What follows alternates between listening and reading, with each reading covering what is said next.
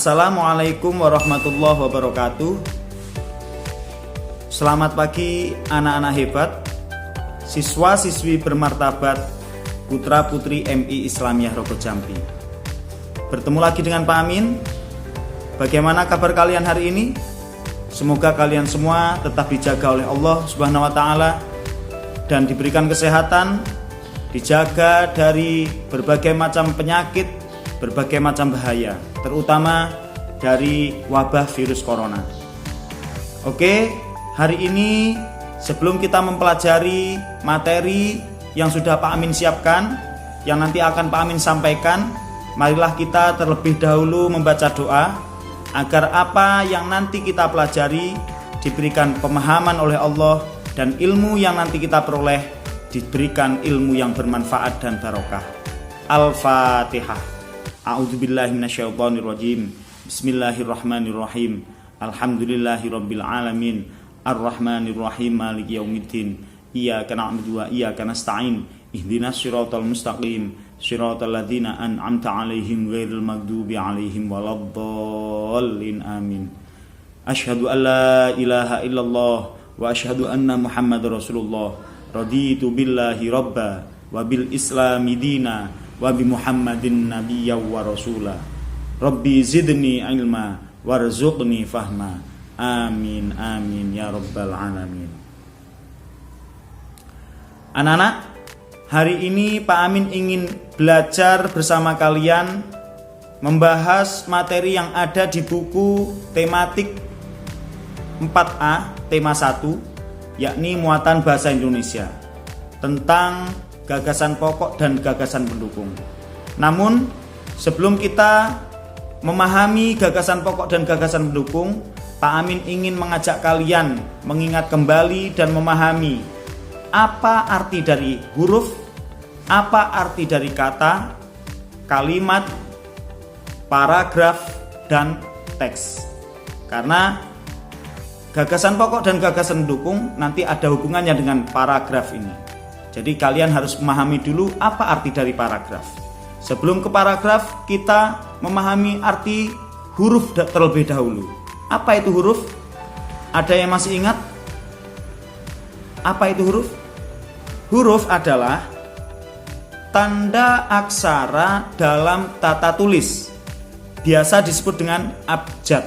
Contoh, huruf A, huruf B, huruf C, huruf D, dan seterusnya sampai huruf Z.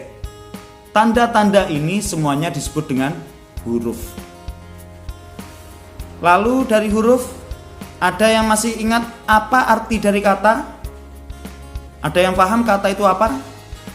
Oke, kata adalah gabungan atau kumpulan-kumpulan huruf yang memiliki arti.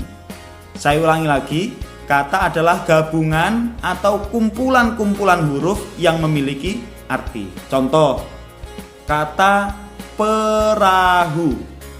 Perahu ada P, E, R, A, H, U. Ada berapa huruf? Ada 6 huruf. Digabung menjadi satu, perahu, dan mempunyai arti. Ini disebut dengan kata. Paham ya? Disebut dengan kata. Selanjutnya, dari kata kita memahami arti dari kalimat. Kalimat itu apa? Kalimat adalah kumpulan atau gabungan dari kata-kata yang bisa difahami, yang bisa memahamkan. Ini adalah kalimat. Contoh, ayah pergi ke pasar. Ayah pergi ke pasar. Ada kata ayah, ada kata pergi, ada kata ke, ada kata pasar. Ada 4 kata digabung jadi satu menjadi ayah pergi ke pasar. Karena ini bisa memahamkan dan bisa kita fahami, maka ini bisa disebut dengan kalimat. Inilah kalimat.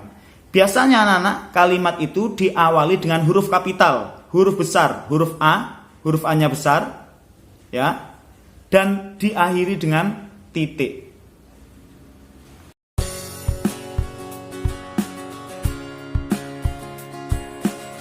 Selanjutnya, apa arti dari paragraf?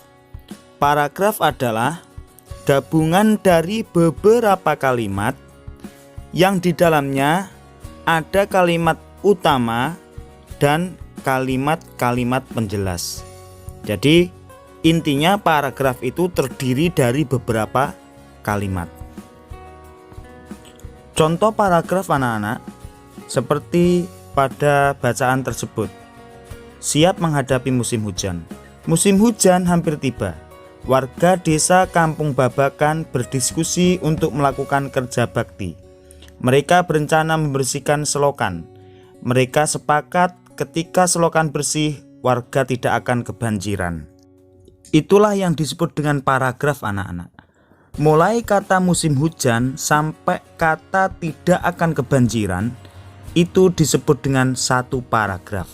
Karena terdiri dari beberapa kalimat.